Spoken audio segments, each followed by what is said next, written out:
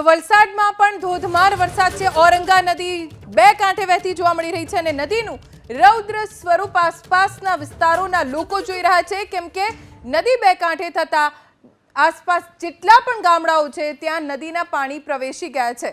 નદી કાંઠાના જે ઘર છે ત્યાં પાણી ભરાઈ ગયા। હનુમાન ભાગડા વિસ્તારના દ્રશ્યો છે કે જ્યાં ચારે તરફ પાણી જ પાણી છે। જે નીચાણવાળા અને નદીની નજીકના ઘર છે ત્યાં પાણી ભરાઈ જવાથી લોકોને સલામત સ્થળે ખસેડવામાં આવ્યા છે। તાત્કાલિક પ્રશાસન પણ આ સતત કામગીરી ઉપર દેખરેખ કરી રહ્યું છે।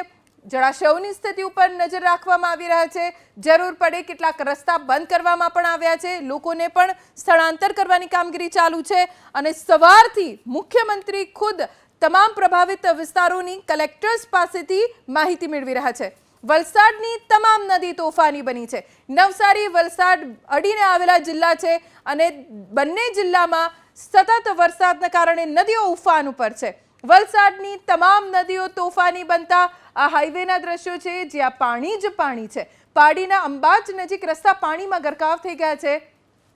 મોટા વાહનો અડધા ડૂબી જાય એટલા પાણી અહીંયા છે અને લોકો જીવના જોખમે આવા પાણીમાંથી પસાર થઈ રહ્યા છે। વેલવાગડ અને અંબાજ નજીક વરસાદી પાણી ફરી વળ્યા, જેના કારણે વાહન ચાલકોને મુશ્કેલી પડી રહી છે।